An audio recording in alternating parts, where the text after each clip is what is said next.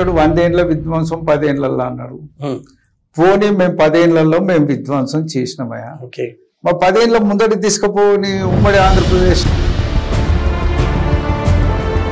మోడీ సూచన మేరకే టిఆర్ఎస్ ని బిఆర్ఎస్ గా మార్చారు. కాంగ్రెస్ ఓట్లు కట్ చేయడానికి సౌత్ ఇండియాలో బి పార్టీగా ఉంటారు. కరెక్ట్ గా ఇప్పుడు మా గురించి రాసే పత్రికలే లేవు.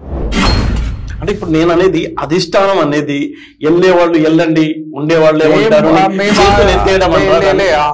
నువ్వు బీజేపీ మా మీద చేసే విమర్శలు ఒకటే ఉంటది, సింగిల్. అవును, బండి సంజయ్ విమర్శకును నేను రేవంత్ రెడ్డి విమర్శకు మధ్య తేడా చూస్తలేదు. ఓకే, ఇద్దరు దాటి ఒకే తిరుగు ఉంటది. సార్ ఒక విషయం చెప్పండి, 2 తెలుగు రాష్ట్రాల్లో కూడా బీజేపీ గ్రాఫ్ బాగా పెరుగుతుంది. అంటే దాని ఎఫెక్ట్ ఆటోమేటిక్ గా ఈ ప్రాంతీయ పార్టీలపై ఘోరంగా ఉంటుంది. బీజేపీని తుక్కు కొట్టడంలో మా పార్టీ సీఎం గా అప్పుడు కేసీఆర్ తీసుకున్న నిర్ణయాలు, డెవలప్మెంట్ అనేవి అందరికీ క్లియర్ గా కనిపిస్తున్నాయి. అంటే ఇటు ఒక పక్కేమో ఇన్ఫ్రాస్ట్రక్చర్ డెవలప్ అయింది, ఇంకొక పక్కేమో వాళ్ళ జీవితాల్లో వాళ్ళ ఆస్తుల వాల్యూ పెరిగినా ఎందుకు మీ పార్టీని ఆదరించలేదు? చాలా చోట్ల బీఆర్ఎస్ సంబంధించిన నేతలు కూడా బీజేపీకి ఏమని చెప్పారన్నట్టు విషయాలు మాట్లాడతారు. కాంగ్రెస్ పార్టీ నీళ్లు, నిధులు, నియామకాలు ట్యాగ్ లైనే కాదని ఒక ఆయన మాట్లాడిండు ఈ మధ్య కాలం. మీరు కూడా పార్టీలో నుంచి తీసేశారు కదా పేరుని, మీరు కూడా తెలంగాణ పదాన్ని తీసేసి. కాబట్టి కాకపోతే ఇప్పుడు అతను మీ జోలికి రాకపోవచ్చు, లేకుంటే మీ అండర్ హ్యాండ్ డీలింగ్. అవును, ఢిల్లీకి దారి మీరు అమరావతి నుంచి చేసుకుంటే అది ఎవడేం చేయలేడు. మీ లింకులు ఎటు ఉన్నాయో మాకు అందరికి అర్థం కావు. మేము చంద్రబాబు నాయుడు తోటి అభివృద్ధిలో పోటీ పడాలని 5 ఏళ్ల చంద్రబాబు పరిపాలన, 5 ఏళ్ల తెలంగాణ రాష్ట్ర పరిపాలన అసలు మీరు లెక్కలు వేసుకొని చూడండి. ఆ రోజుకే మనం ఎన్నడో ఆంధ్రాని దాటిపోయినాం. ఆంధ్ర ఒకప్పుడు అన్నపూర్ణ అనేది, ఆంధ్ర కాదు తెలంగాణ అన్నపూర్ణ అయింది, నాట్ ఆంధ్ర.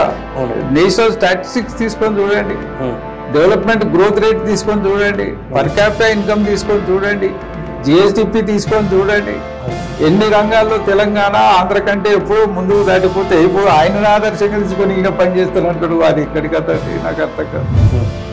రాష్ట్రంలో మూసీని బేస్ చేసుకుని దాదాపుగా 35,000 కోట్ల రూపాయల ప్రాజెక్టులు అమలు చేసి రాజకీయ నాయకులు నొక్కేశారు. ఓ వరదలు వస్తాయి, కొట్టుకుపోతాయి కదా, సేమ్ అదే ఫార్ములా మేడిగడ్డలు చేశారు. అంటే నువ్వు అతి మీకు సిగ్గు లేదు. మీ ప్రభుత్వాలు 7 ప్రభుత్వాలని కూలగొట్టి. నమస్తే, వెల్కమ్ టు జిఆర్టీవీ. నేను మీ ఫజల్. నాతో పాటు తెలంగాణ శాసన మండలి డిప్యూటీ చైర్మన్ బండా ప్రకాష్ గారు ఉన్నారు. ఆయన విద్యార్థి దశ నుంచే రాజకీయాల్లో చాలా కీలకంగా వ్యవహరించారు.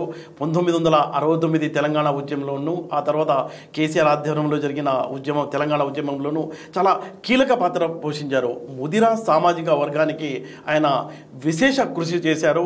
అయితే ఆయన రాజ్యసభ నుంచి తర్వాత ఇప్పుడు కౌన్సిల్ మెంబర్గా ఎన్నికయ్యారు. 2021 ఎమ్మెల్యే కోటాలో ఆయన కౌన్సిల్ మెంబర్గా ఎన్నికై ఇప్పుడు డిప్యూటీ చైర్మన్గా ఉన్నారు. ఆయనతో చిట్చాట్ చేద్దాం. సార్ నమస్తే. నమస్కారం సార్. రాజకీయాల్లో మనం చూసుకున్నట్లయితే పార్టీలు మారడం అనేది చాలా సహజం. మారుతూ ఉంటారు, వస్తుంటారు, పోతూ ఉంటారు. అంటే ఈరోజు ఉన్న రాజకీయాలు రేపు ఉండవు, రేపున్నవి ఎల్లుండి ఉండవు, మారుతూ ఉంటాయి. అయితే ముఖ్యమైన నేతలు అనే వాళ్ళని కాపాడుకోవడం విషయంలో అసలు ఎందుకు వెళ్తున్నారు, వాళ్ళని పిలిచి మాట్లాడటం కానీ అసలు సమస్య ఎక్కడ ఉంది అనే అంశాల మీద చర్చ జరుగుతుందా? జనరల్గా మనం చూస్తే ఒక దీపం ఆరిపోతుంటే 2 చేతులు అడ్డుపెట్టి దీపాన్ని కాపాడుకోవాలి. అంటే ఈ ముఖ్య నేతల్ని జనరల్గా అనుకుంటే, కానీ ఎవరుంటారో ఉండండి, వెళ్ళేవాళ్ళు వెళ్ళండి అని చేతులు ఎత్తేయడం, అసలు మీ బీఆర్ఎస్ పార్టీలో ఏం జరుగుతుంది సార్? సరే, మీరు ఒక్క మాటతో నేను విభేదిస్తా. దీపం comparison it is not correct sir. మాది ఆరిపోయే దీపం కాదు, వెలుగందే దీపమే తప్ప దానికి వచ్చిన ఇబ్బంది ఏం లేదు. అవును, రాజకీయాలలో ఎప్పుడైనా పవర్ చేంజ్ అయినప్పుడు కొంత మార్పులు రావడం అనేది సహజ పరిణామం. ఓకే, సాధారణంగా ఒకటేసారి మేము అధికారంలోకి వస్తాం అనుకున్నాం. దాదాపు మాకు వ్యతిరేకంగా పోటీ చేసిన పార్టీకే నమ్మకం, విశ్వాసం లేదు వారు అధికారంలోకి వస్తారని. వారేదో చెప్పినారు కానీ వాళ్ళకు ఛాన్స్ తాకింది అనుకుంటున్నారు అంతే తప్ప కాన్ఫిడెంట్గా వారు కూడా అధికారంలోకి వస్తారని ఎప్పుడు అనుకోలేదు. ఓకే, ఏదో మేము అధికారం కోల్పోయినాం. కారణాలు వేరే కావచ్చు, కారణాలు మేము విశ్లేషించుకోవాల్సిన అవసరం ఉంది. పోయే వాళ్ళలో స్పష్టమైన వైఖరి మనకు కనపడుతుంది. పోయే వాళ్ళు ఎవరు? ఇప్పుడు దాన నాగేందర్ గారు పోతే ఎంపీ టికెట్ ఇస్తామంటే పోయినారు. అవును. కడెం శ్రీహర్ గారు బిడ్డకు ఎంపీ టికెట్, సరే అధికార పార్టీతో ఉంటే బాగుంటుందనే ధోరణితో పోవడం. సరే తెల్లం వెంకట్రావు పోవడం కూడా వ్యక్తిగతమైన కారణమే అనేది ఆయన మొదటి నుంచి శ్రీనివాసరెడ్డి గారి తోటే ఉన్నాడు. అవును. మధ్యలో వారికి అక్కడ టికెట్ లాభించినప్పుడు ఇప్పుడు మాతో వచ్చినాడు, తర్వాత మళ్ళీ వెళ్ళినాడు. సరే మిగతా వాళ్ళు పోవడానికి కారణాలు నేను ఇప్పుడే మనం విశ్లేషించాల్సిన పోచారం కావచ్చు, నిన్న డాక్టర్ సంజయ్ కావచ్చు. అవును. సరే ఎవరు ఏం పోయినా మాట్లాడేది నియోజకవర్గాల అభివృద్ధి, లేకుంటే ఇంకో పదం మాట్లాడుతున్నారు. వాస్తవంగా నియోజకవర్గాల అభివృద్ధి విపరీతంగా జరిగినప్పుడు కూడా మరి కొంతమంది ఓడిపోయినారు. అవును. అధికారం కూడా కోల్పోయినాం. నియోజకవర్గాల అభివృద్ధి మరి జరగలేదా? తెలంగాణ వచ్చిన తర్వాత అనేక రకాలుగా అభివృద్ధి కార్యక్రమాలు జరిగినాయి. అవును. కంపారిటివ్ విత్ లాస్ట్ 15-20 years కూడా మీరు కంపేర్ చేస్తే జరగని పనులు మేము 10 ఏళ్ల కాలంలో చేసి పెట్టినాం. దాదాపు అన్ని గ్రామాలలో రోడ్లు కానీ, మిగతా వసతులు కానీ, ఇన్ఫ్రాస్ట్రక్చర్ కానీ, గ్రామీణ వ్యవస్థకు కావాల్సిన అన్ని పనులు చేయగలిగినాం. అవును. మంచినీటి కొరత తీర్చినాం, కరెంటు కోతలు లేకుండా చేసినాం. అవును. నాణ్యమైన రకాలుగా అన్ని రకాల పర్యావరణాన్ని కాపాడడానికి కూడా కార్యక్రమాలు తీసుకున్నాం. డంప్ యార్డ్స్ పెట్టినాం. ప్రజల్లో అవేర్నెస్ డైరెక్ట్ ఆర్ ఇండైరెక్ట్ అనేక రకాలుగా అవేర్నెస్ క్రియేట్ చేసినాం. అవును. మరి రైతు బంధు ఇచ్చినాం, అనేక కార్యక్రమం అయినా ఓడిపోయినాం. అవును.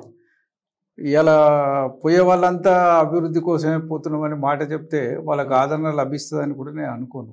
ఓకే. ఎందుకంటే మా ఎక్స్పీరియన్స్ చూడండి, అవతల వైపు నుంచి వచ్చిన వాళ్ళలో ఎవరో ఒకరిద్దరు తప్ప మిగతా వాళ్ళంతా ఓడిపోయినారు. అవును. పార్టీ మారిన వాళ్ళు. ప్రజలకు ఒక స్పష్టమైన వైఖరి ఉంటుంది. పార్టీ మారుతున్న వాళ్ళు ఎందుకు మారుతారు, ఏం మారుతారు అనేది వీళ్ళు చెప్పే కారణాల కంటే ప్రజల విశ్లేషణ గొప్పగా ఉంటుంది. అంటే ఇప్పుడు నేను అనేది అధిష్టానం అనేది వెళ్ళే వాళ్ళు వెళ్ళండి, ఉండేవాళ్ళే ఉంటారు. ఆ మాట ఇప్పటి వరకు మా అధిష్టానం మాట్లాడలేదు. బయట ప్రచారం అవుతున్న మీడియాలో జరుగుతున్న ప్రచారం తప్ప ఓకే ఏ రాజకీయ పార్టీ కూడా పోయేటోడు పోండి, ఉండేటోడు ఉండండి అని అనదు. ఓకే.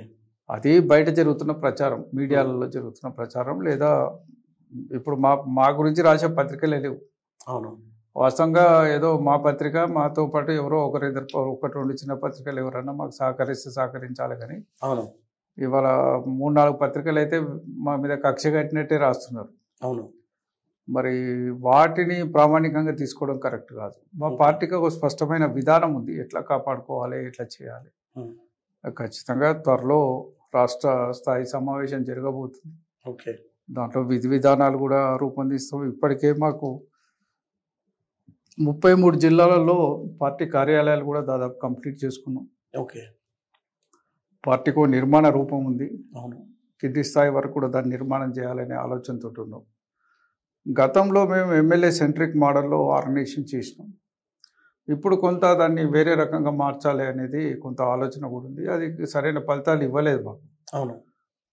మొదటిసారి సరే మేము చేసిన సంక్షేమ కార్యక్రమాలు అధికారంకి వచ్చిన తర్వాత ప్రజలకు ఇచ్చిన అనేక వాగ్దానాలు నిలబెట్టుకోవడం, వాగ్దానం చేయని పనులను కూడా అనేకం చేయడం వల్ల మొదటిసారి బ్రహ్మాండమైన విక్టరీ మాకు వచ్చింది. రెండోసారి సరే కరోనా కాలం మాకు ఒకటి ఇబ్బంది కాలం, ఆర్థికపరమైన వెసులుబాటు సరిగ్గా లేకుంటే రైతు రుణమాఫీ ఎట్ ఏ టైం చేయలేకపోయినాం. మేము వాటికి కూడా ఇబ్బందులు పడ్డాం. అనేక కార్యక్రమాలకు ఇబ్బందులు ఎదురైనా కూడా ఏదో సర్దుబాటు చేసి సంక్షేమ కార్యక్రమాలు అయితే కొనసాగిస్తూ వచ్చినాం. ఏదేమైనప్పటికీ రిజల్ట్ మాకు భిన్నంగా వస్తుందని ఊహించలేదు. ఇంత భిన్నంగా వస్తుందని ఊహించలేదు. ఒక 5-10 సీట్లు తేడా వచ్చినా మాకు పెద్ద ఇబ్బంది ఉండకపోయేది. సరే కొన్నిట్లలో మేము సీట్లు మార్చాలన్న గతంలో మొదటిసారి సీట్లు మార్చినాం, చాలా సీట్లు మార్చాం. ఈసారి సీట్లు మార్చడంలో కూడా కొంత మేము చేసిన పొరపాట్లు కావచ్చు, ఇంకేదైనా కావచ్చు, కొంత నెగిటివ్ టాక్ ఉన్నప్పటికీ ఉన్న దాంట్లో ఓరియంటేషన్లు అన్నీ కలిసి వస్తాయన్న ఉద్దేశంతో చేసుకున్నా కావచ్చు. మాకు పార్లమెంట్ ఎన్నికల సందర్భంగా సమీక్ష సమావేశాలు పెట్టినప్పుడు ప్రజల నుంచి అనేక వాదనలు వినపడ్డాయి. అవన్నీ కేసీఆర్ గారి దృష్టికి వెళ్ళినాయి. రాసిచ్చే వాళ్ళు కూడా రాసిచ్చినారు. అవి కూడా ప్రతిరోజు వారు చదివినారు. తప్పనిసరిగా వాటన్నిటికీ సమాధానం వారు చెప్తా అని చెప్పినారు. ఓకే. 2 సందర్భాల్లో మాట్లాడినప్పుడు కూడా వారు తర్వాత కూడా 2-3 మీటింగ్లలో వారు మాట్లాడినప్పుడు కూడా ప్రస్తావించండి, వాటన్నిటిని కూడా ప్రస్తావించండి. మా పార్టీలో రివ్యూ అవుతలేదని కాదు, ప్రతిసారి రివ్యూ అవుతుంది, ప్రతిసారి మాట్లాడుతున్నారు, ప్రతిసారి చేస్తున్నారు. ఇవాళ సరే మొన్న పార్లమెంట్ ఎన్నికలు వచ్చినప్పుడు మోడీ వర్సెస్ కాంగ్రెస్ వేరే పార్టీ, మోడీ వ్యతిరేక పార్టీ చూసినారు తప్ప మమ్మల్ని కొంత పరిగణలోకి చాలా చోట్ల బీఆర్ఎస్ సంబంధించిన నేతలు కూడా బీజేపీకి ఏమని చెప్పారన్న టాక్. మేమేం చెప్పలేదు, ఎందుకు వెళ్ళిపోయారు ఓటర్లు మేమేం చెప్పలేదు. కానీ మోడీ వర్సెస్ కాంగ్రెస్ అనే ఒకటి అయినప్పుడు దాంట్లో కొన్ని వర్గాల ప్రజలు బీజేపీకి వ్యతిరేకంగా ఓటేయాలనుకున్న వాళ్ళు కాంగ్రెస్ వైపు వెళ్ళడం, బీజేపీకి మోడీ గ్లామర్ తోటి వేయాలన్న వాళ్ళు అటువైపు వెళ్ళడం, వాళ్ళకి 8 సీట్లు అట్లా సీట్లు పెరిగే అవకాశం వచ్చింది. మాతోటి ఉన్న వాళ్ళకు కూడా తక్కువ సంఖ్య ఏం కాదు కదా, లక్షల్లో ఉన్నారు. మాకు వచ్చిన ఓటింగ్ కూడా ఎక్కడ ఏదో మరి పూర్ షోలు అయితే ఎక్కడ లేవు. అవును, ఇప్పుడు 3rd ర్యాంక్ వచ్చినా 2nd ర్యాంక్ వచ్చినా లక్షలలో ఓట్లు ఉన్నాయి. అవును, అంటే మమ్మల్ని నమ్మి విశ్వసించిన కార్యకర్తలు ఇంకా గ్రామీణ ప్రాంతాల్లో ఉన్నారు. ఓట్లతో ప్రభావితమైన వాళ్ళు లేక నినాదాలతో ప్రభావితమైన వాళ్ళు అటు ఇటు వెళ్ళొచ్చు, కానీ వాళ్ళకు కూడా పర్మనెంట్ అసెట్ కారు వాళ్ళు. అవును, కాబట్టి ఖచ్చితంగా మళ్ళీ స్థానిక సంస్థలు వచ్చే నాటికి మళ్ళీ మా క్యాడర్ గెయిన్ చేసుకోగలుగుతామనే నమ్మకం, విశ్వాసం మాకుంది. ప్రజల విశ్వాసం పొందుతామనే నమ్మకం కూడా మాకుంది. సార్, ఇందాక మీరు చెప్పినట్టు మౌలిక సదుపాయాలు భారీ ఎత్తున కల్పించారు, అందులో డౌట్ లేదు. దీనికంటే తెలంగాణ ప్రజలు, గ్రామీణ ప్రాంతాల్లో ఉన్న ప్రజలు వాళ్ళు కూడా ఊహించనంత రేట్లు వాళ్ళ ప్రాపర్టీలకు సంబంధించి. ఇప్పుడు డెవలప్మెంట్ అంటే ఏంటి సార్, వాళ్ళ ప్రాపర్టీ వాల్యూ పెరగాలి. అక్కడ ఉన్న పొలాలు 50 లక్షల నుంచి 1 కోటి రూపాయల వరకు వస్తున్నాయంటే సీఎంగా అప్పుడు కేసీఆర్ తీసుకున్న నిర్ణయాలు, డెవలప్మెంట్ అనేవి అందరికీ క్లియర్గా కనిపిస్తున్నాయి. అంటే ఇటు ఒక పక్కేమో ఇన్ఫ్రాస్ట్రక్చర్ డెవలప్ అయింది, ఇంకొక పక్కేమో వాళ్ళ జీవితాల్లో వాళ్ళ ఆస్తుల వాల్యూ పెరిగినా ఎందుకు మీ పార్టీని ఆదరించలేదు? పార్టీని ఆదరించకపోవడానికి కారణాలు రకరకాలు ఉన్నాయి. మాకు కొన్ని రకాలుగా కొన్ని వాదనలు వినపడతాయి. మాకు ఏంటంటే కొంత మా ఎమ్మెల్యేల ప్రవర్తన మీద వ్యతిరేకత ఉండి ఓడియడానికి ప్రయత్నం చేసిన, ఎమ్మెల్యేల పట్ల సానుకూలంగా లేకుండే కేసీఆర్ గారి పట్ల వ్యతిరేకంగా ఉన్నారనేది ఒక వాదన బలంగా కొంత వినపడ్డది. మేము ఓటేసినాము, మా ఎమ్మెల్యే ఓడిపోతాడు అనుకున్నాం కానీ కేసీఆర్ గారు ఓడిపోతాడు అనుకోలేదు అనేది ఒక వాదన వినపడ్డది. సరే, ఇంకో వాదన ఏంటంటే సెంట్రలిస్టిక్ టెండెన్సీస్ ఎక్కువైనాయి, కేంద్రీకృత నిర్ణయాలు ఎక్కువైనాయి, కొంత మీరు భిన్నమైన వైఖరితో ఇచ్చేసినారు, వాళ్ళు ఎంతసేపు దాడి ఇనుప కంచెలు బద్దలు కొట్టినాం అనే దూరంతో వాళ్ళు వాదనలు చేస్తున్నారు. ఎక్కడైనా మన దగ్గర కూడా అటువంటి వాటి వల్ల కూడా కొంత నష్టం జరిగితే మనకు జరగవచ్చు. కొన్ని వర్గాలను మనం కలుసుకోలేకపోవడం వల్ల కూడా మనకు నష్టం అయితే కావచ్చు అనే వాదన కూడా మా దాంట్లో బలంగానే వినబడ్డది. ఏదేమైనప్పటికీ ప్రజల నుంచి వచ్చిన అన్ని అభిప్రాయాలను కూడా మేము పాజిటివ్ గానే తీసుకున్నాం తప్ప నెగిటివ్ గా తీసుకోలేదు. ఎక్కడో లింక్ కట్ అయిపోయింది. ఎక్కడో మేము తెలంగాణ ఉద్యమ కాలంలో ప్రతి ఇంటిని కదిలిచ్చి తెలంగాణ జెండా పట్టుకుంటట్టు చేయగలిగింది టిఆర్ఎస్ పార్టీ. అవును, అధికారం లేదు, అవును, ఆంక్షలు విపరీతంగా ఉన్నాయి.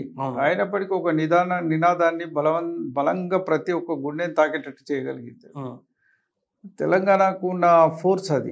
అవును, కేసీఆర్ గారి నాయకత్వానికి అలాంటి అటాచ్మెంట్. కొంత అభివృద్ధి కార్యక్రమాల్లో మాకు కొంత డిటాచ్మెంట్ అయిన పరిస్థితి కనబడుతుంది. డెఫినెట్ గా అభివృద్ధి కార్యక్రమాల్లో కొన్ని వర్గాలు దూరం అవుతాయి. మొత్తం గ్రామీణ ప్రాంతాలన్నీ దూరమైనాయి, ఒక హైదరాబాద్ తప్ప. గ్రామీణ ప్రాంతాలు మొత్తం దూరమైనాయి అని మేము అనుకోము, కొంత తగ్గింది. వాస్తవంగా గ్రామీణ ప్రాంతాలకు మేము చేసిన కార్యక్రమాలు వాస్తవంగా ఎవరు చేయలేదనేది చరిత్ర చెప్తుంది. ఇవాళ మీకు ఉదాహరణ చెప్తా, మేము రైతు బంధు కార్యక్రమం పెట్టకపోతే కేంద్ర ప్రభుత్వం కిసాన్ సన్మాన్ అనే కార్యక్రమం ఉండేదా? అవును, వాస్తవంగా మమ్మల్ని చూసి 2018లో మేము పెట్టింది చూసి కిసాన్ సన్మాన్ అని 2019 ఎన్నికల ముందు వారు ప్రకటించుకున్నారు. కేంద్ర ప్రభుత్వం అసలు మేము స్కీమ్ పెట్టినప్పుడు మమ్మల్ని ప్రశ్నలు వేసిన వాళ్ళు, పైసలు మళ్ళీ ఎట్లా కడతారు రైతులు, ఎప్పుడు కడతారు, వాళ్ళకి ఎట్లా ఉంటుంది ఇన్స్టాల్మెంట్ అడిగిన వాళ్ళు, పార్లమెంట్లో మాలాంటి వాళ్ళం మేము సెంట్రల్ హాల్లో కనపడితే మమ్మల్ని రైతు బంధు అని పిలిచిన వాళ్ళు. మరి ఆ క్రేజీ కూడా మేము ఢిల్లీలో చూసినాం. ఎన్నికలు అయిన తర్వాత మేము గెలిచిపోయిన తర్వాత కూడా మమ్మల్ని అద్భుతంగా రిసీవ్ చేసుకున్న సంఘటనలు ఉన్నాయి. రైతులకు తెలంగాణ బౌత్ కర్ రहे बोल అట్లా నార్త్ ఇండియాలో కూడా ఒక పెద్ద టాక్. ఓకే. నాటి ప్రధానమంత్రికి స్ట్రాటజీ గ్రూప్లో పనిచేసే మిత్రుడు కూడా మీరు ఇవ్వండి నేను 5-6 లాంగ్వేజెస్లో వ్యాసాలు రాస్తా అని అడిగి నా దగ్గర మ్యాటర్ తీసుకున్నాడు ఆయన రైతు బంధు మీద. అటువంటి గొప్ప కార్యక్రమం ఇంటింటికి నల్లా కూడా ఇప్పుడు అట్లా అనేక రంగాల్లో మేము కీలకంగా వివరించినాం. అవును. పర్ క్యాపిటల్ ఇన్కమ్ డెవలప్ చేయడం కావచ్చు. మొన్ననే చిదంబర్ గారు ఒక వ్యాసం రాశాడు. జీడిపి ఎంత ఉన్నదని కాదు, పర్ క్యాపిటల్ ఇన్కమ్ పెరిగిందా లేదా అనేది జీవన ప్రమాణాల దేశ అభివృద్ధికి గీట్రాయి అవుతుంది. మీరు పర్ క్యాపిటల్ ఇన్కమ్ పెంచకుంటే ఎంత మాట్లాడితే ఏముంది అని అన్నాడు. మరి తెలంగాణలో మేము పర్ క్యాపిటల్ ఇన్కమ్ దేశంలోనే ప్రథమంగా పెంచినాం కదా. అవును. మాకు వచ్చిన అప్రిసియేషన్ ఏంది? అవును. ఇప్పుడు వాస్తవంగా ఆ పార్టీలు మా మీద దాడి చేసేటప్పుడు కూడా ఏ రంగంలో మేము అభివృద్ధి చేయలేదని దాడి చేస్తారండి మా మీద. అవును. మీరు ఇయ్యలేదు. ఒక ఆయన అంటాడు 100 ఏళ్ళ విధ్వంసం 10 ఏళ్ళల్లో అన్నాడు. పోనీ మేము 10 ఏళ్లలో మేము విధ్వంసం చేసినామయ్యా. మా 10 ఏళ్ళ ముందటి తీసుకుపోని ఉమ్మడి ఆంధ్రప్రదేశ్లో 24 గంటల కరెంట్ ఉన్నదా?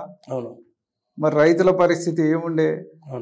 మరి అక్కడికి తీసుకుపోతావా? మళ్ళా ఉమ్మడి రాష్ట్రానికి తీసుకుపోతావా?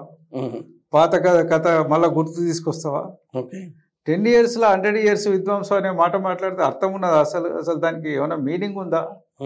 భాష ఏదైనా మాట్లాడితే సీఎం స్థాయిలో కానీ మిగతా మంత్రులు కానీ మాట్లాడవచ్చు, కానీ దానికి రీజన్ లేదు. వేర్ ఇట్ ఈస్ డ్యామేజ్డ్ అనేది నువ్వు స్పష్టంగా చెప్పగలగాలి. మీకు ఒక చిన్న ఉదాహరణ చెప్తా. మేము తెలంగాణ రాకముందు మాకు వరంగల్లో పోతన విజ్ఞాన పీఠం అని ఉండే.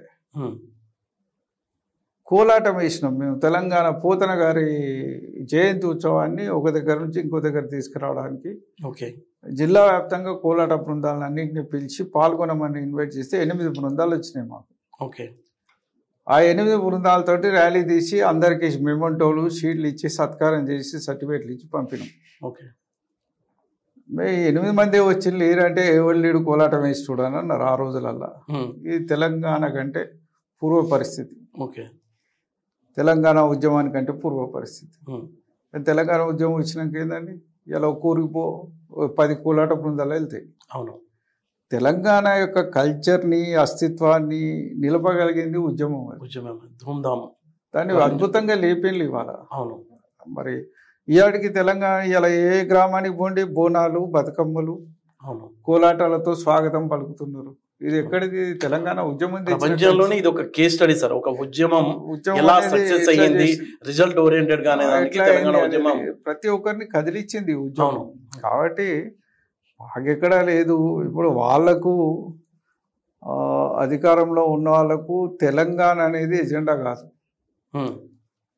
తెలంగాణ అభివృద్ధి అనేది ఎజెండా కాదు. తెలంగాణ రాష్ట్రం కాబట్టి దీని గురించి మాట్లాడతారు, కానీ మిగతా విషయాలు మాట్లాడతారు. ఒక నీళ్లు నిధులు నియామకాలు ట్యాగ్ లైనే కాదని ఒక ఆయన మాట్లాడిండు ఈ మధ్య కాలంలో.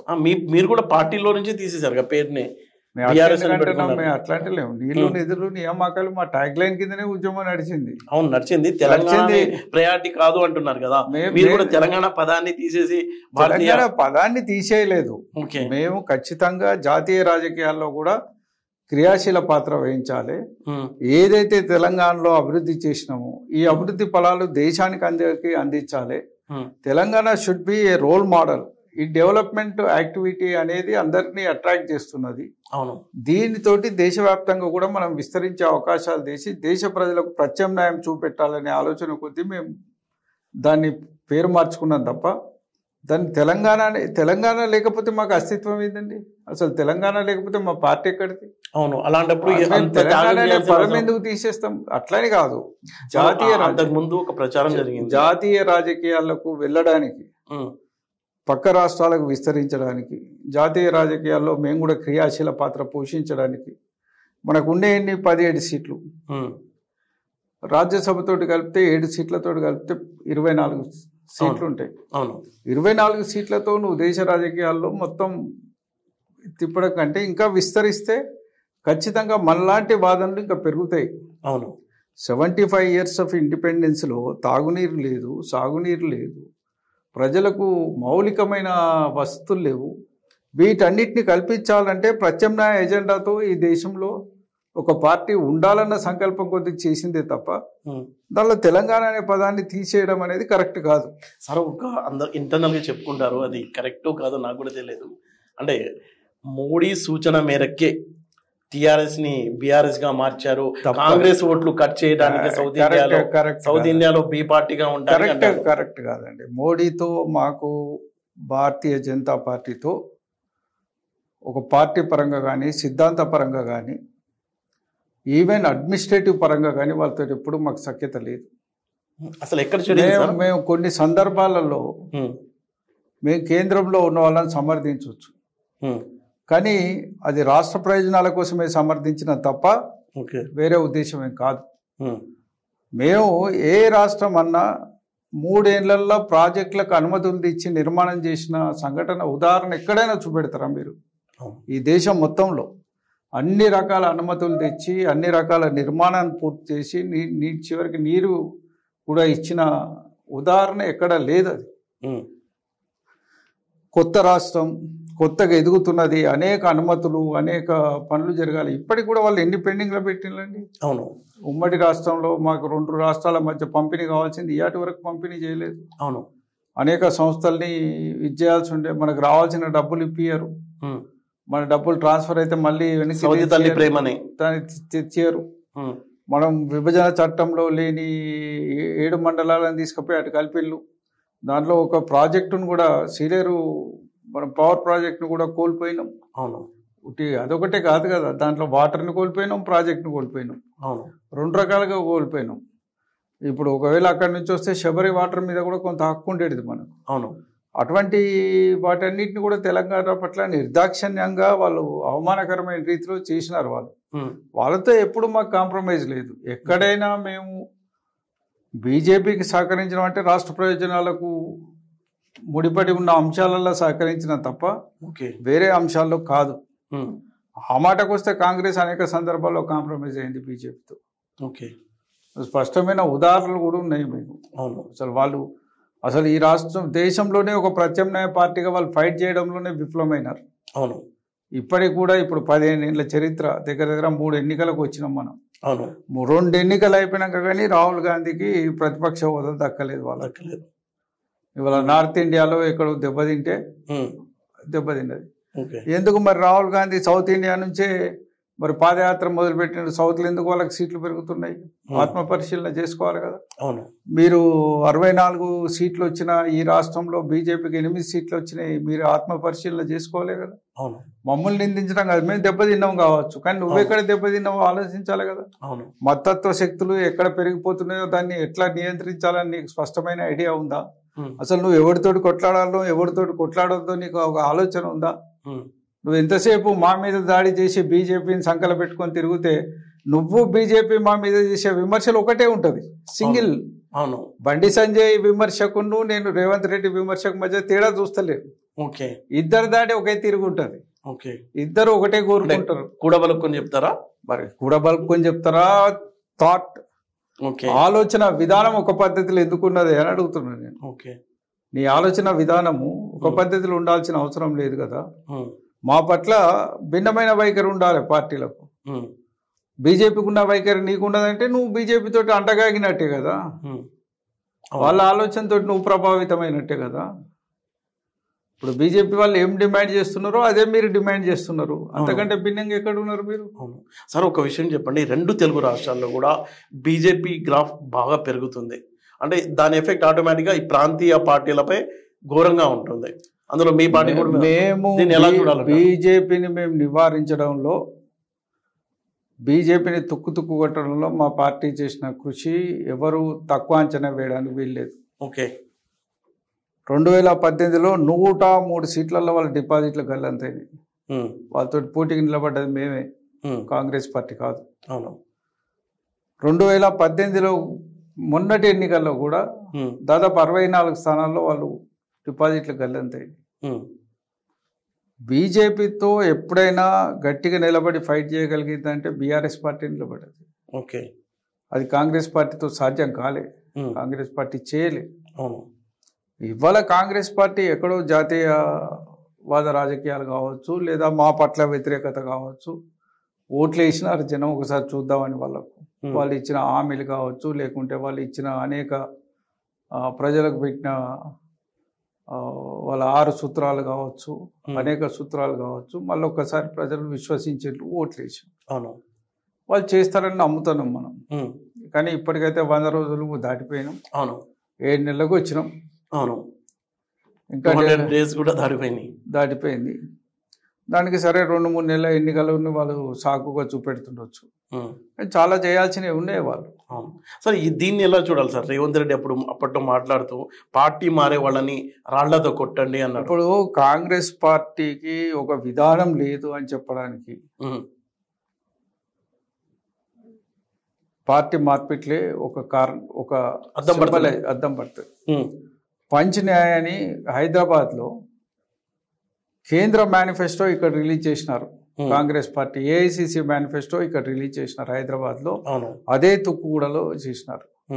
దాంట్లో 2వ అంశం 10th షెడ్యూల్ని కఠినంగా అమలు పరచాలని, అవసరమైతే ఇంకా మార్పులు తేవాలి, ఎవడైనా మారగానే వాడు డిస్క్వాలిఫై కావాలి. అవును, దాన్ని అది చేసేటప్పుడే కడియం శ్రీహరి నీ పక్కన ఉంటాడు, దానం నాగేందర్ నీ పక్కన ఉంటాడు, వెంకట్రావు నీ పక్కన ఉండి డయాస్ మీద ఉండుకొని నువ్వు అది రిలీజ్ చేస్తే వేర్ యూ స్టాండ్? అవును, నిన్న పోచారంకు కండువా కప్పి రాహుల్ గాంధీ తోటి ఖర్గే తోటి ఫోటోలు దిగితే వేర్ యూ స్టాండ్? అవును, నీ వాల్యూస్ ఎక్కడ, నీ సిస్టమ్ ఎక్కడ, వాట్ యు ఆర్ మాటలకు చేతలకు అసలు పొందనే ఎక్కడ ఉంది నీకు? అసలు నువ్వు వాట్ యు ఆర్ స్పీకింగ్? నువ్వు నిజంగానే నువ్వు కట్టుబడి ఉన్నావా? ఏమనంటే మీరు చేయలేదా అంటే నువ్వు అతి మీకు సిగ్గు లేదు.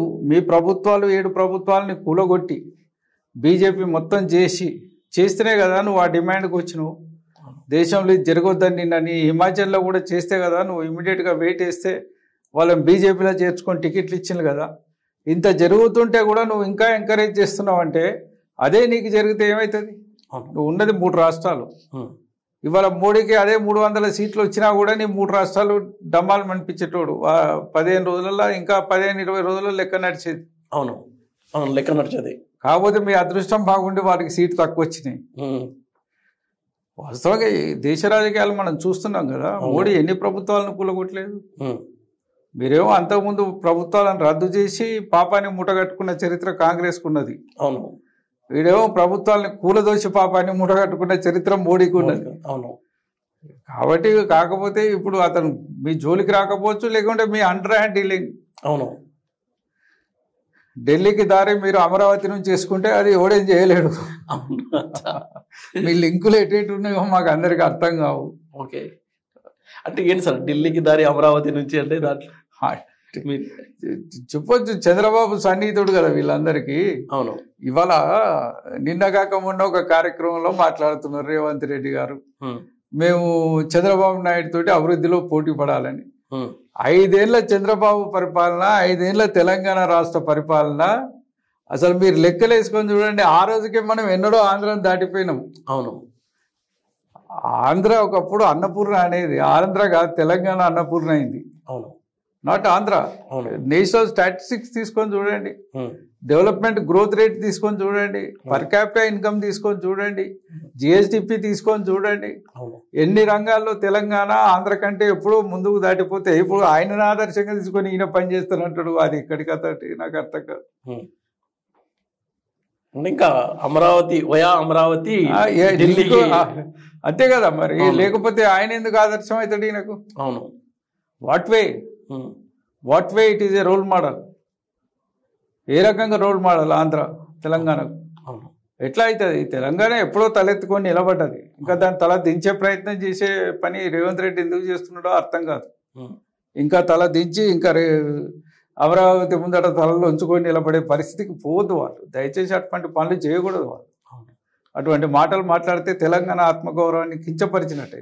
సార్ ఎందుకు ఈ ప్రచారం అవుతుంది? రేవంత్ రెడ్డి పార్టీ మారుతారు, బీజేపీలో వెళ్ళొచ్చు, అది మన దగ్గర జరగదండి. వాళ్ళ ఇంటర్నల్ కాంగ్రెస్ పార్టీలో జరుగుతుంది అది. ఓకే, కాంగ్రెస్ పార్టీలో హార్డ్ కోర్ కాంగ్రెస్ వాదులు ఉన్నారు. అవును, ఏళ్ల తరబడి కాంగ్రెస్లోనే జీవితాన్ని ప్రారంభించి కాంగ్రెస్లోనే ఇప్పటిదాకా కొనసాగుతున్న వాళ్ళు ఉన్నారు.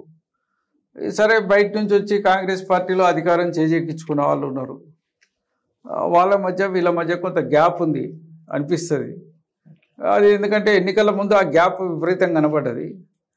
ఇప్పుడు ఎన్నికల తర్వాత అధికారం వచ్చిన తర్వాత కొంచెం గ్యాప్ బ్రిడ్జ్ అయినట్టు, కొంచెం గ్యాప్ తగ్గినట్టు కనబడుతుంది. కానీ పరిణామాలు మీకు కనబడుతూనే ఉన్నాయి కదా. నిన్న జీవన్ రెడ్డి కావచ్చు, మరి రేపు ఇంకెవరైతారో తెలియదు. అట్లా ఓకే చెప్పలేము అది, ఎందుకంటే అది తగ్గినట్టు కనబడుతుంది తప్ప వాస్తవంగా వాళ్ళు గతంలో అందరూ మాట్లాడుకున్న వాళ్ళే కదా. జగ్గారెడ్డి గారు మాట్లాడలేదా, కోమటిరెడ్డి వెంకటరెడ్డి గారు మాట్లాడలేదా, ఉత్తమ్ కుమార్ రెడ్డి గారు మాట్లాడలేదా? ఈ నాయకత్వాల మీద మొత్తం అందరు మాట్లాడుకున్న వాళ్ళే కదా. బయట ఓపెన్గా పత్రికలకే మాట్లాడిల్లు కదా. ఢిల్లీలో పంచాయతీలని తేల్చింది కదా వీళ్ళని. కాబట్టి అది నేను అనుకుంటా టెంపరీగా ప్యాచప్ కనబడుతుంది. పవర్ ఉంది కాబట్టి పవర్ కొంచెం అతుక్కొని ఉంటుంది, అంతే తప్ప వేరే ఉద్దేశం లేదు. వాళ్ళకు ఉండాల్సిన గ్యాప్స్ వాళ్ళ నుంచి వచ్చే ప్రచారమే తప్ప ఇది బయట వాళ్ళు ఎవరు చేసే ప్రచారం కాదు ఇది. ఓకే సార్, రాష్ట్రంలో రేవంత్ రెడ్డి పాలన తీరుపై మీ కామెంట్ ఏంటంటే? వాస్తవంగా ఇప్పటికైతే పరిపాలన మీద వాళ్ళు ఏం దృష్టి సారించినట్టు కనబడతలేదు. సరే, కొత్త కావచ్చు, 100 రోజుల్లో కుదురుకోవడం కావచ్చు, ఆర్థికపరమైన ఇబ్బందులు కావచ్చు, వాళ్ళు ఎక్కువ ఎంక్వైరీస్ మీద వాటి మీదనే దృష్టి సారించడం కావచ్చు, కొంత డైవర్ట్ అయినారు. ఉన్న వ్యవస్థని ఉన్నట్టు నడుపుకొని మీరు ఏం చేసినా ఉంటుంది. పవర్ ఉన్నది, పవర్ వ్యవస్థ గతంలో నడిచిందే కదా. నడిచింది యాజ్ ఇట్ ఈజ్ నడిపితే కూతలు బీతలు కట్టింగ్లు బీటింగ్లు ఉండకుండా ఉండేదే కదా. మిషన్ భగీరథ అంతకుముందు నడిచిందే కదా వ్యవస్థ. ఇప్పుడు ఈ విద్యుత్ కొనుగోళ్ల ఒప్పందంపై ఏదో పెద్ద గొడవ జరుగుతుంది కదా. సరే, ఇప్పటికి 2 సార్లు లేఖలు రాసిన ఎన్ని లేఖలని రాసు, ఫ్యాక్ట్ ఈజ్ ఫ్యాక్ట్. ఇప్పుడు మేము కొన్నది ఎవడో ప్రైవేట్ వ్యక్తుల దగ్గర కూడా లేదు. అవును, ప్రైవేట్ మనుషుల దగ్గర కూడా లేదు. ఒక ప్రభుత్వం దగ్గర ఇంకో ప్రభుత్వం కొన్నది. ఇక దాంట్లో స్కామ్ అంటే అది వాళ్ళ విజ్ఞతకి వదిలిపెడుతున్నాం.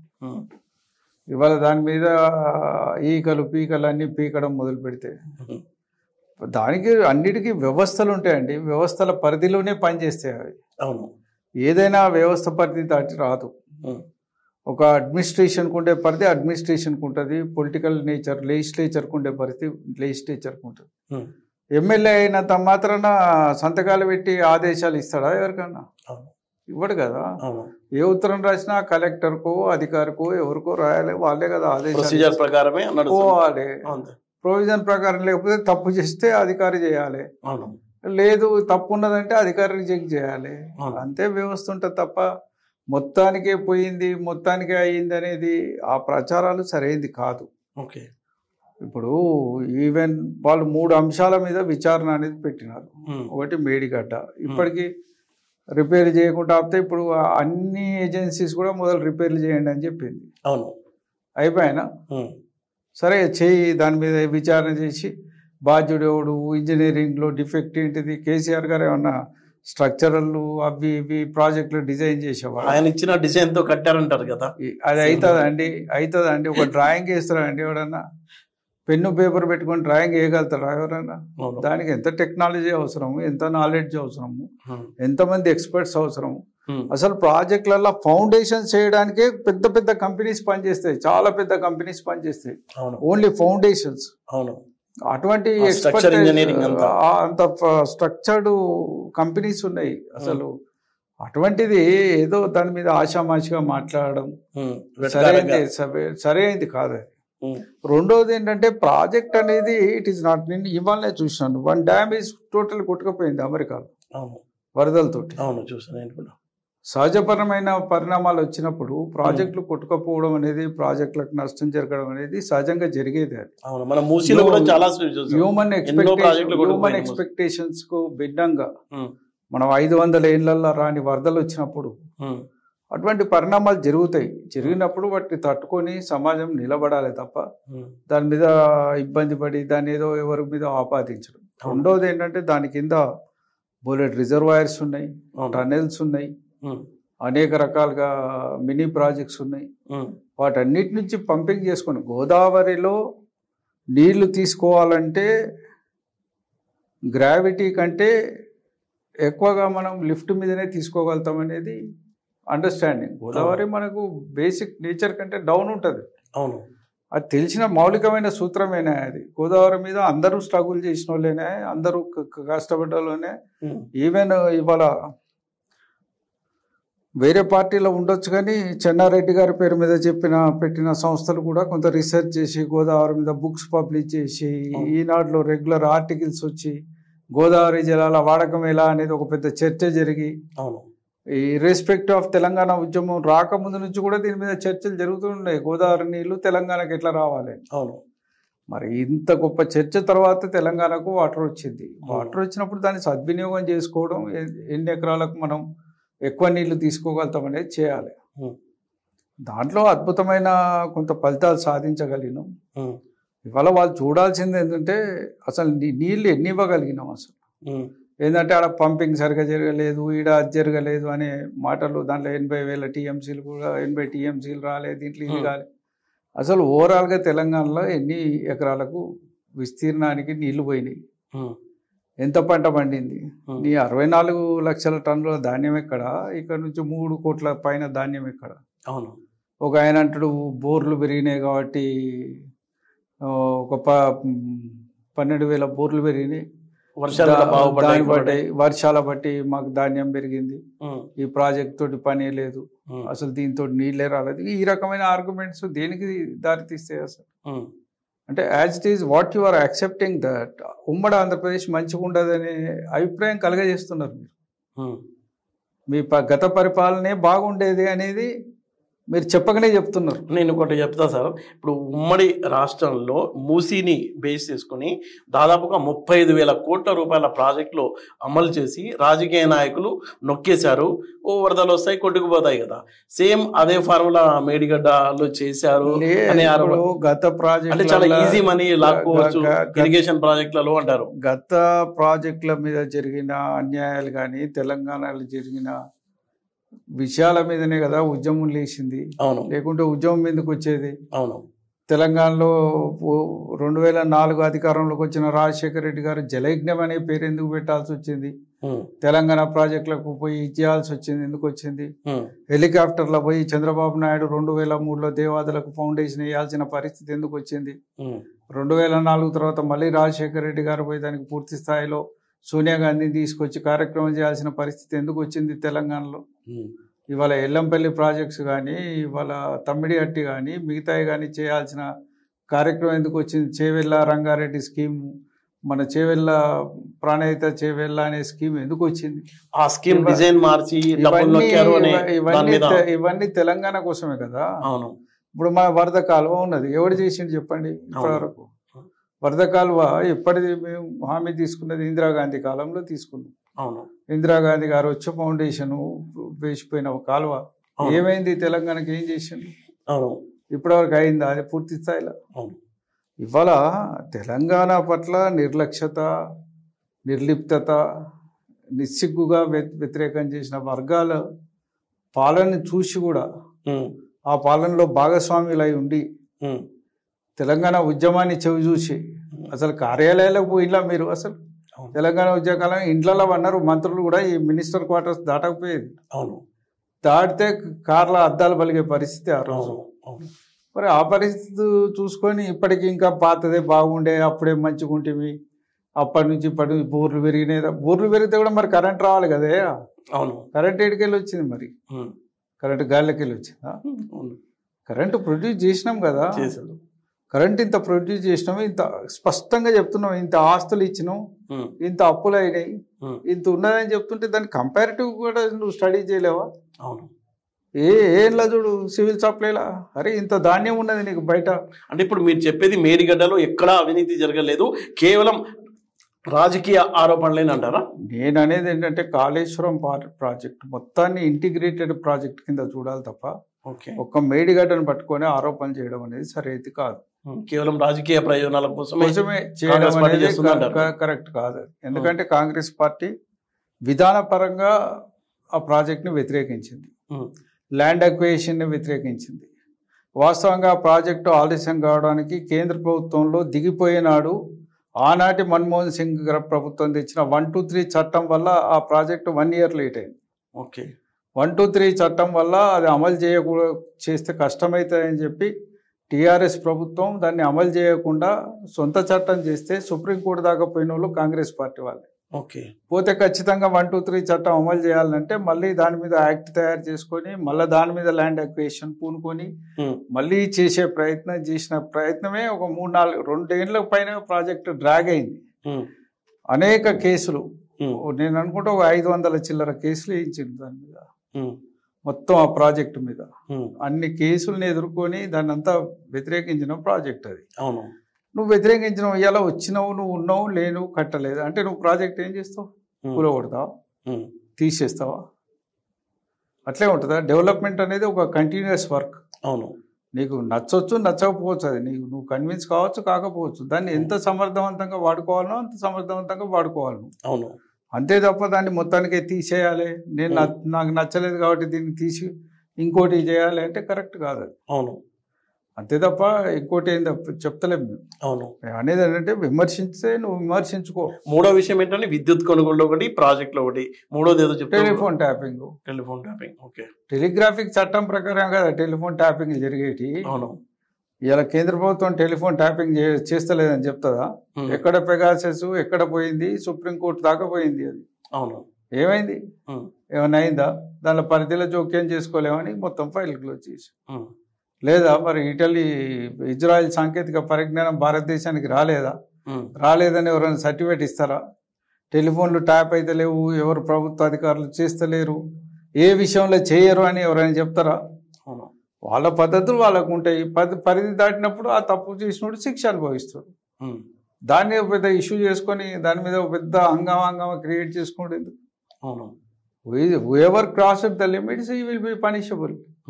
అధికారైనా ఎవడైనా నేను చెప్తా అయితే చేస్తాడా? Okay.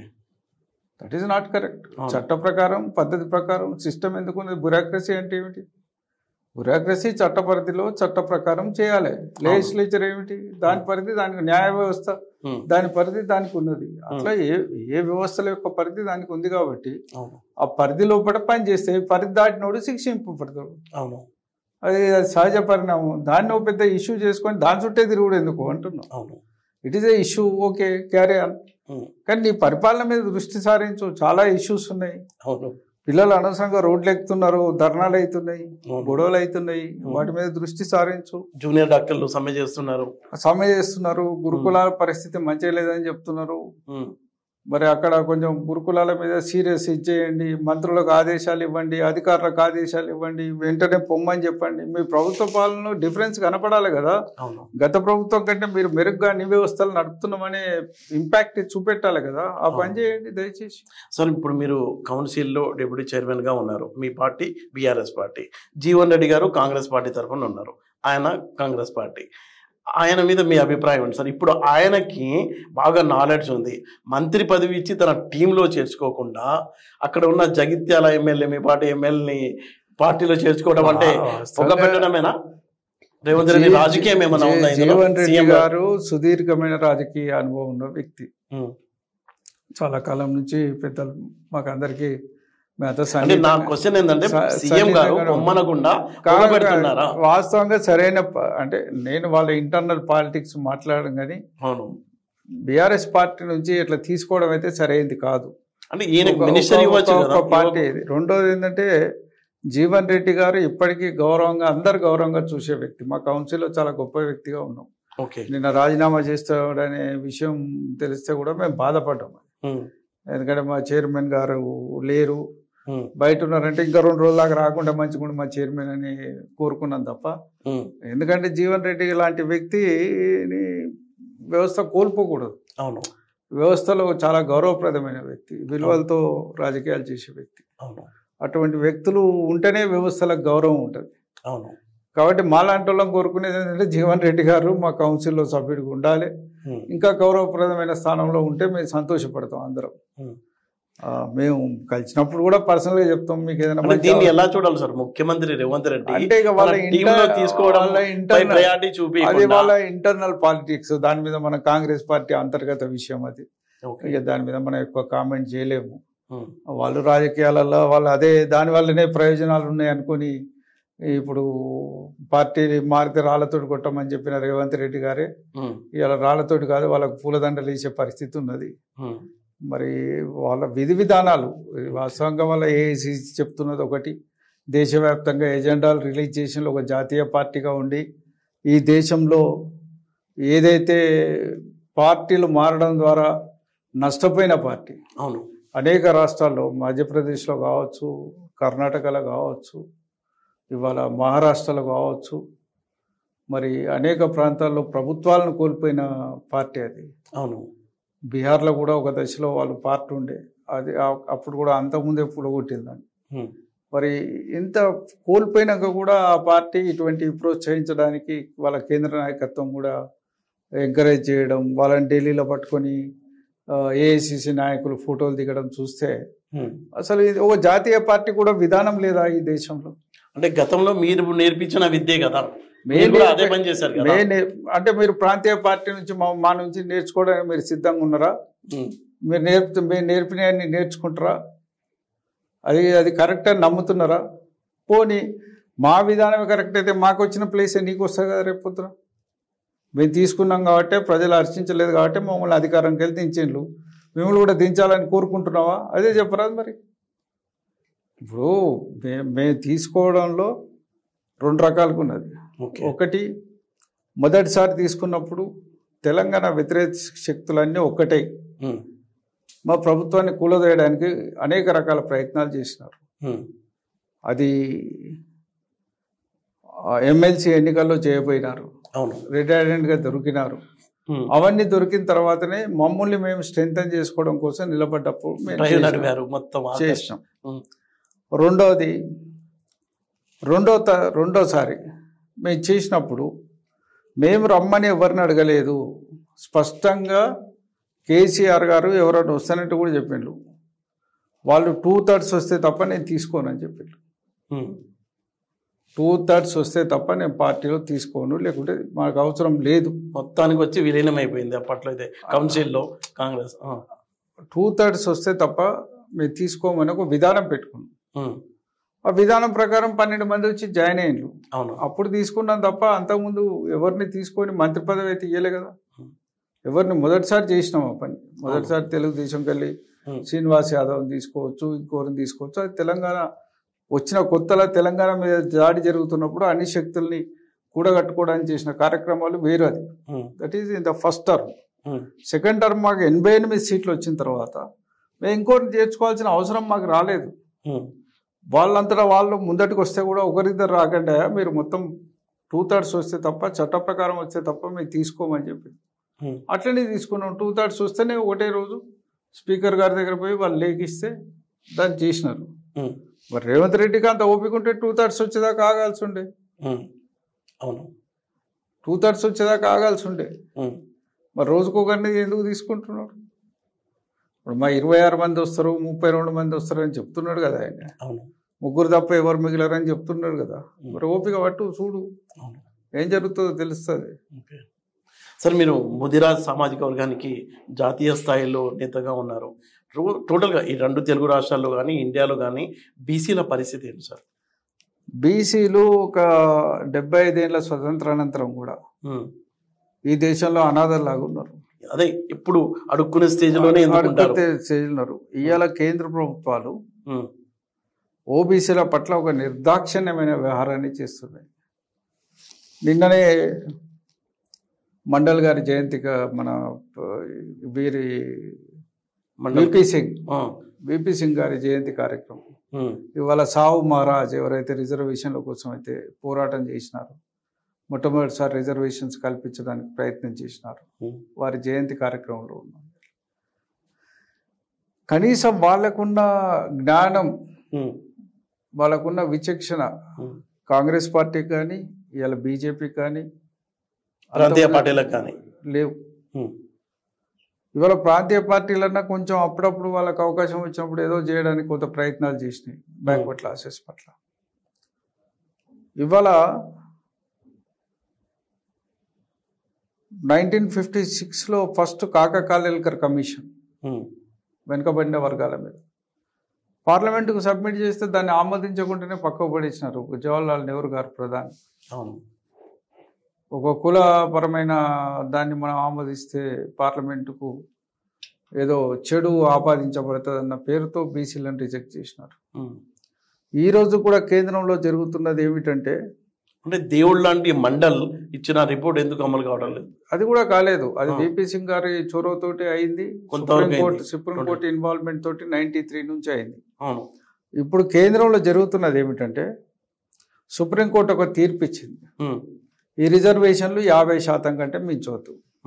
Okay, accept the rule. మరి మోడీ గారు వచ్చి 10% పెంచిండు కదా, 50 కంటే ఎక్కువ. ఈడబ్ల్యూఎస్ అనే పేరు పెట్టి 10 పెంచిండు, అంటే 60% వచ్చింది కదా. దానికి సుప్రీంకోర్టు అడ్డం చెప్పది. ఒక బీసీల రిజర్వేషన్ వస్తేనే అడ్డం చెప్తుంది, బీసీలకు ఇస్తేనే. ఇప్పుడు ఎస్టీల పేరు మీద 50% కంటే జనాభా ఎక్కువ ఉన్న ప్రాంతాల్లో కాన్స్టిట్యూషనల్ గ్యారెంటీ ఉంది. వాళ్ళు 50% కంటే ఎక్కువ రిజర్వేషన్లు అమలు అవుతున్న రాష్ట్రాలు కూడా ఉన్నాయి ఈ దేశంలో. ఎస్సీలకు కూడా జనాభా ప్రాతిపదిక మీద రిజర్వేషన్లు అవుతున్నాయి. అయితే ఒక ఎగ్జాంపుల్, ఒక రాష్ట్రంలో బీసీలకు 27% ఇచ్చినారు, ఎస్సీలకు 22కు వచ్చింది, ఎస్టీలకు 20 దాకా పోయింది. 22 42 పోతే బీసీల కాడ మిగిలేది 8%. 8% కంటే పైకి పోతే కొట్టేస్తాడు దీన్ని. నువ్వు 50% దాడుతున్నావు అని కొట్టేస్తాడు. ఇద్దరికి కుట్రనే, ఖచ్చితంగా బీసీల పట్ల కుట్రనే. ఎందుకంటే కేంద్ర ప్రభుత్వ ఉద్యోగాల్లో కానీ, అంటే ఈ కుట్ర అమలు చేసేది బీజేపీ పార్టీ. కాంగ్రెస్. తెలంగాణలో బీజేపీ పార్టీ చెప్పింది బీసీలకి సీఎం చేస్తానని. అది ఉట్టి కథలు. అది వాస్తవంగా సీఎం చేయడం కాదు, చెయ్యి. బీసీలకు ఖచ్చితంగా మా జనాభా ప్రాతిపదిక మీద రిజర్వేషన్ చేయి.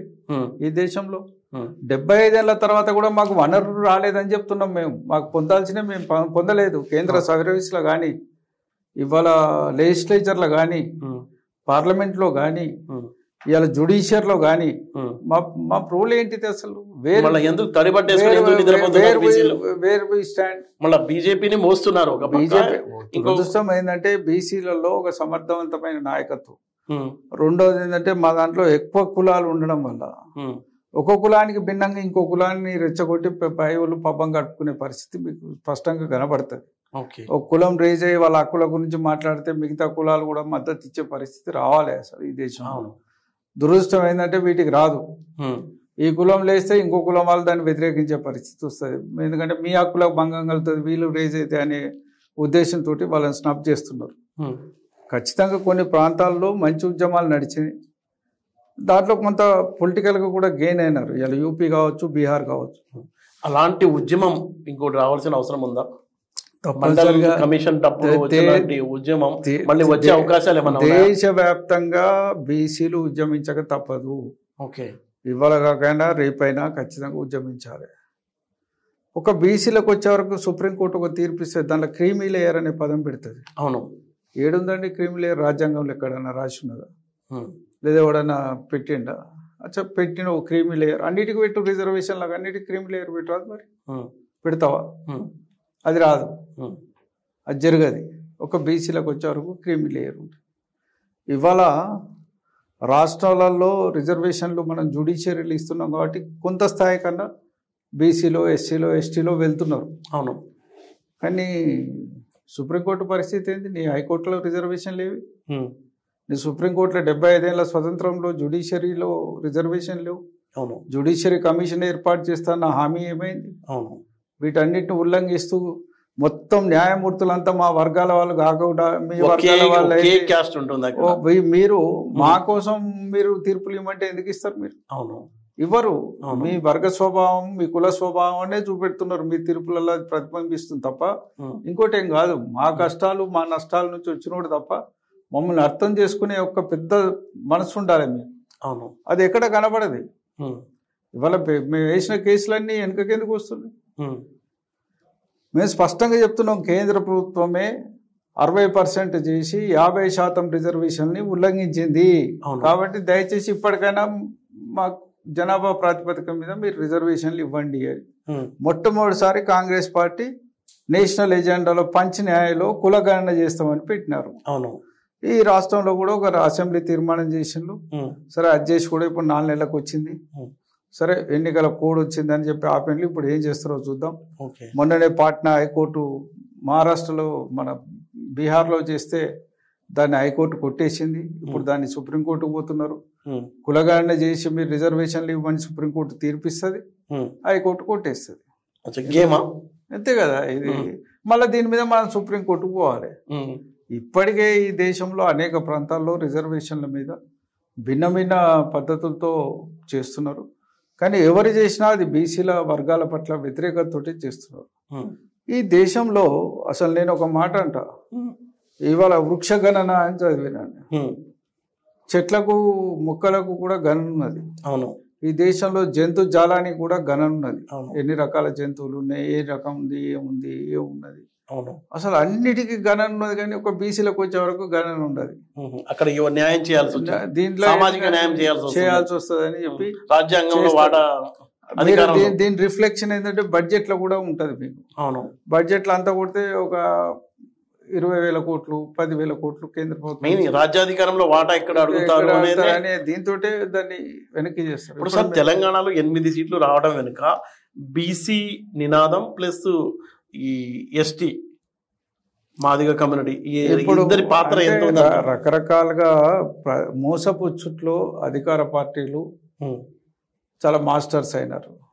అది కీలకంగా పనిచేసింది అనుకోవచ్చు. అది పనిచేస్తున్నది. బీసీలకు సీఎం చేస్తామనడం, అది రకరకాలుగా పనిచేస్తుంది. వర్గీకరణ చేస్తాం, అది రకరకాలుగా పనిచేస్తుంది. లేకుంటే వాళ్ళు ఎందుకు వాగ్దానాలు ఇస్తారు? అవును. వర్గీకరణ చేస్తామని చెప్పిన పార్టీ ఉషా మేరా కమిటీ వేసి అప్పుడు యూపీఏ గవర్నమెంట్ లో చేసిన వాళ్ళే కదా అయిందా? అవును. ఇవాళ వీళ్ళు కూడా ఇప్పటికీ వీళ్ళు వాగ్దానాలు చేసి కొత్తగానా. అవును. వెంకయ్యనాయుడు గారు మంత్రిగా ఉన్నప్పుడు అదే పరేడ్ గ్రౌండ్ లో మీటింగ్ అయ్యి మందకృష్ణ మాదిగ గారికి వాగ్దానం చేసిండు. అది 10 ఏళ్ల క్రితం. అది మోడీ గారితో ఇప్పుడు మళ్ళా మోడీ గారు ఇచ్చిండ్రు వాగ్దానం. కాబట్టి ఇది ఒక రాజకీయపరమైన నినాదాలు తప్ప చిత్తశుద్ధి అయితే వ్యక్తిగతంగా మందకృష్ణకు లాభం అవ్వచ్చు, కానీ వ్యక్తిగతంగా అతనికి కూడా ఏం లాభం రాదు. ఓకే. వ్యక్తిగతంగా మందకృష్ణ కూడా లాభం జరగది. మందకృష్ణ పోయి వర్ధనపేటలో పడితే అందరు కూడా కొట్టిండ్రు. మందకృష్ణ గారు ఇప్పటికీ ఎన్నికలలో గెలవలేదు. ఓకే. అసలు ఆ మాటకు వస్తే రిజర్వేషన్ల మీద పనిచేసిన పెద్ద పెద్దోళ్ళనే ఓడగొట్టిన చరిత్ర ఉన్నది ఈ సమాజానికి. అవును. ఎందుకంటే ఓట్లు వేసే వాళ్ళు భిన్నమైన వాళ్ళు కదా, నియోజకవర్గాల్లో ఓటు శాసించే వాళ్ళు భిన్నమైన వర్గాలు కాబట్టి రకరకాల ఫలితాలు వచ్చినాయి. దాన్ని మనం గీట్రాయిగా తీసుకోలేము. కాకపోతే ఏమిటంటే ఖచ్చితంగా సరైన నాయకత్వాలు రావాల్సిన అవసరం ఉండే. వాళ్ళు నిజంగా బీజేపీకి అంత ప్రేమ ఉంటే మందకృష్ణని తీసుకుపోయి రాజ్యసభ సభ్యుని చేయమను. అవును, అది కూడా చేయమను, రేపు చేయమను. మందకృష్ణని రాజ్యసభ సభ్యుని చేయమను, కేంద్ర మంత్రిని చేయమను, ఆయన దేశం అంతా తిప్పుమను, వర్గీకరణ చేయమను. ఒక తెలంగాణలో ఎందుకండి, దేశవ్యాప్తంగా ఉన్నది, ఆంధ్రాలో ఉన్నది, అది అనేక ప్రాంతాల్లో ఉన్నది. డిస్క్రిమినేషన్ విత్ ఇన్ ది కాస్ట్లో కొంత జరుగుతున్నది. ఎవరైతే బలంగా ఎదిగిందో ఆ కమ్యూనిటీసే లాభపడుతున్నాయి, మిగతా కమ్యూనిటీస్ లాభపడతలేవు. దాన్ని కూడా ఎగ్జామిన్ చేయమనండి. ఇవాళ బీజేపీ ప్రభుత్వం బీసీల మీద వెనుకబడతనం, మోస్ట్ బ్యాక్వర్డ్ క్లాసెస్ని ఇచ్చేయడానికి ఒక కమిషన్ వేసింది. మన దగ్గర నుంచి సుప్రీంకోర్టులో పనిచేసిన జస్టిస్ గారే దానికి లీడ్ చేసినారు. వాళ్ళు చాలా రిపోర్ట్ కూడా ఇచ్చింది. ఏమైంది ఆ రిపోర్ట్? ఎక్కడో కోల్డ్ స్టోరేజ్లో పోయింది. ఏం చేయలేదు BJP. They don't want to do that. BJP backward classes కులగణన చేస్తానని ఒప్పుకున్నారు. 2011లో కాంగ్రెస్ పార్టీ చేసింది, సరిగ్గా చేయలేదు. అంతా తప్పులు తడక వచ్చిందనే పేరు మీద బీజేపీ గవర్నమెంట్ పవర్లకు రాగానే పక్కకు పడేసింది. 2018లో national backward class commission bill చర్చకు వచ్చినప్పుడు రాజ్నాథ్ సింగ్ హోంమంత్రిగా నిండు పార్లమెంట్లో హామీ ఇచ్చిండు, మేము బీసీ కులగణన చేస్తామని. It is on record. Even ఆగస్టులో వారు home ministry road map release చేసింది. దానిలో బీసీ కులగణన ఉంటుందని చెప్పి మినిస్ట్రీ అఫీషియల్ స్టేట్మెంట్ ఇచ్చింది. 2018 కాగానే కథం మాట మార్చింది. ఎన్నికల్లో గెలిచిండ్రు, 300 పైన సీట్లు వచ్చినాయి. కథం బీసీ లేదు, కులగణన లేదు, కోన్ కిస్కా. చలో. Thank you sir. రాజకీయాల్లో గెలుపు ఓటములు అనేవి సహజం. మళ్ళీ భారీ ఎత్తున బీఆర్ఎస్ పార్టీ పుంజుకుంటుందన్న ధీమాను బండి ప్రకాష్ గారు వ్యక్తం చేస్తున్నారు. మరో అంశంతో మరో ఇంటర్వ్యూతో మరే ఎపిసోడ్లో కలుద్దాం. నమస్తే. నమస్తే. Hi, this is Swathi. Like చేయండి, షేర్ చేయండి, కమెంట్ చేయండి అండ్ సబ్స్క్రైబ్ చేయండి GRTV. Hi, this is Monica. Please like, share and subscribe GRTV.